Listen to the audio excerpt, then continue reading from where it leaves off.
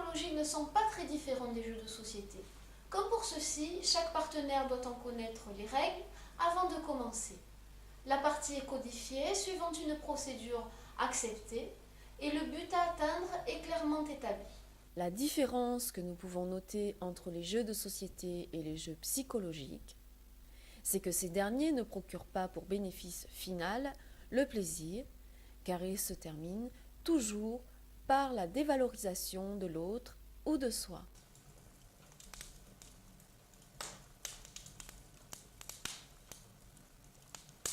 Durant le déroulement du jeu, par l'intermédiaire des transactions qui en sont le moteur, les protagonistes s'installent inconsciemment dans les rôles de persécuteurs, de victimes et de sauveteurs. Les échanges se font sur le mode de transaction à double fond. Il y a d'un côté la transaction de surface, la transaction apparente, et de l'autre, la transaction au niveau psychologique, la transaction sous-entendue.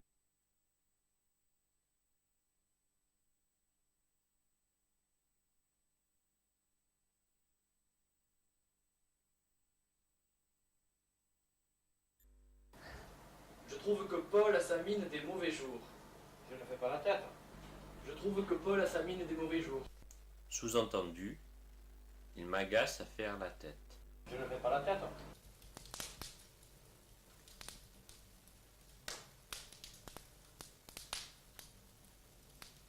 Steve Cartman a imaginé pour illustrer la mécanique mise en place lors du déroulement du jeu un triangle qu'il a appelé le triangle dramatique.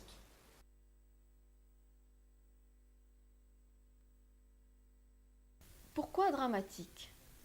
Parce que les rôles persécuteur, sauveteur, victime ne sont pas issus de la réalité en rapport avec la situation objective. Ils sont au contraire détournés de leur vrai sens, illégitimes, utilisés à la satisfaction de buts personnels. Voyons une façon légitime d'être persécuteur. Utilise pas la 6, on va battre la sécurité.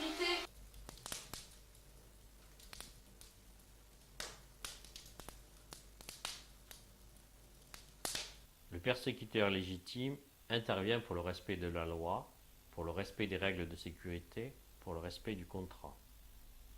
On peut dire que l'agent de police qui verbalise l'automobiliste en excès de vitesse est un persécuteur légitime. Le persécuteur dramatique est un personnage qui persécute les autres de façon injustifiée.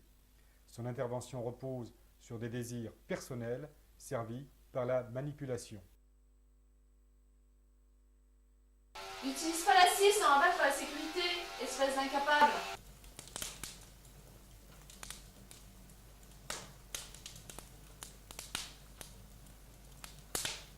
La victime authentique se plaindra du sort de façon réaliste, sans disproportionner ni déplacer les faits.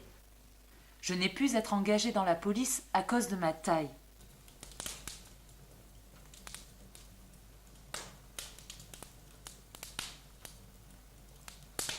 La victime dramatique, elle, se plaindra de ne pas avoir été engagée parce qu'elle est fils ou fille d'immigrés, alors qu'elle n'avait pas la taille requise. C'est parce que je suis fils d'immigrés qu'ils ne m'ont pas retenu.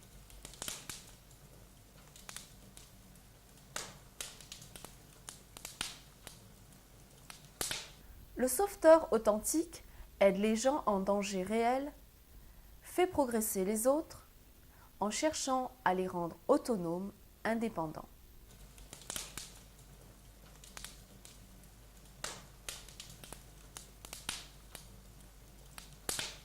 Au contraire, le sauveteur dramatique s'arrange pour que les autres aient besoin ou dépendent de lui. Pour analyser les jeux mis en place par des individus, nous allons d'abord regarder les types de transactions qui s'opèrent et les positions prises dans le triangle dramatique de Cartman, et nous allons nous intéresser au processus même du jeu. Eric Berne a trouvé une formule que l'on rencontre avec quelques variantes chez d'autres auteurs.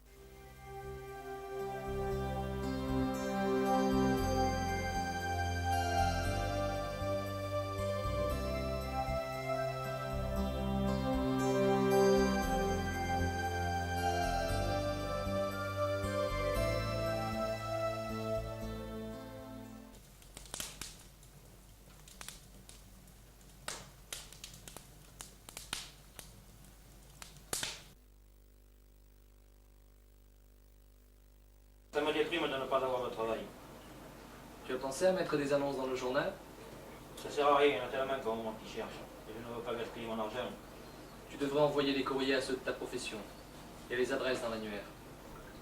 Je connais déjà leurs réponses, ils ne voudront jamais de moi. Si tu ne te sens pas assez fort, pourquoi ne vas-tu pas voir un psychologue pour te soutenir? Ils sont tous dans la centre-ville, et ça me ferait prendre deux bus. Évidemment, si tu ne veux pas bouger, ça te regarde. Tu tiens un gros poil dans la main si tu veux devenir une cloche.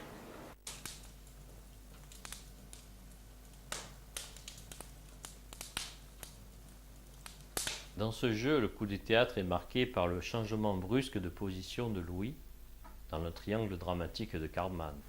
Au départ, Pierre donne une information. Il est déprimé, il n'a pas de travail. Louis, se plaçant en sauveteur, lui suggère différentes manières de trouver du travail. Avec mauvaise foi, Pierre réfute toutes les propositions jusqu'à ce que Louis, excédé, de sauveteur devienne persécuteur.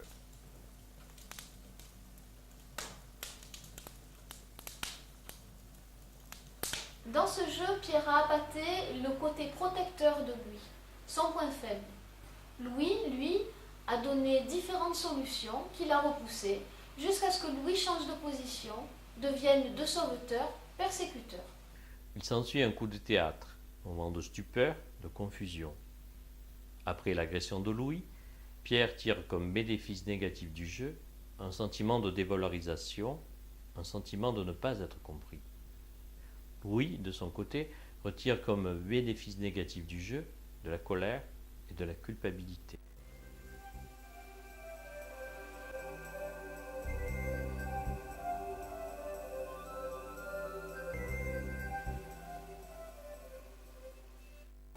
Ça te ferait plaisir de venir à la pêche demain avec Gérard et Francis?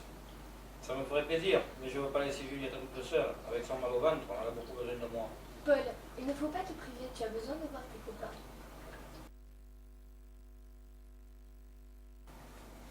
Bon, il faut que j'y aille. Les autres me tiennent en bas.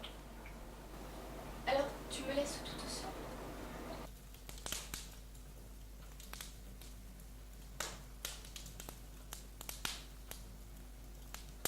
Juliette s'est emparée de la conversation entre Abnigo.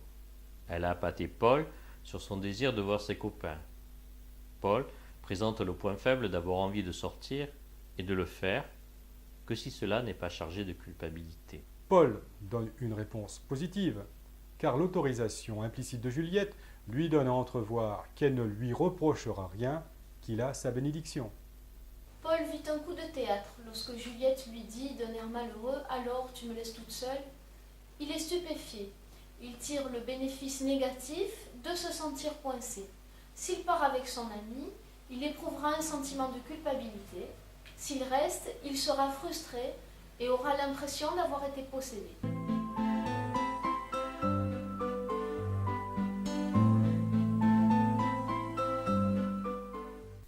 Klaus Steiner propose 5 façons de traiter un jeu. Premièrement, signifier aux personnes qui jouent un jeu le concept de celui-ci et l'analyser avec eux.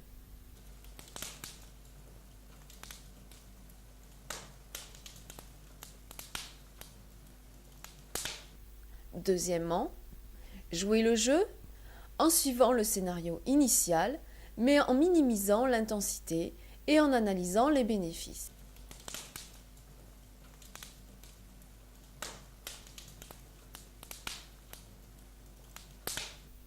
Troisièmement, ignorer le jeu en refusant de donner le bénéfice négatif.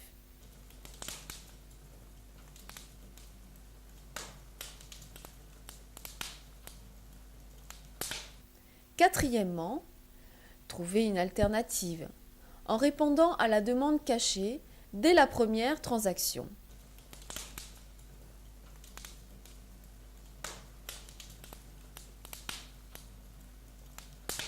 Cinquièmement, en trouvant une réponse positive qui soit créatrice, de façon à ce que le jeu n'ait pas lieu d'être.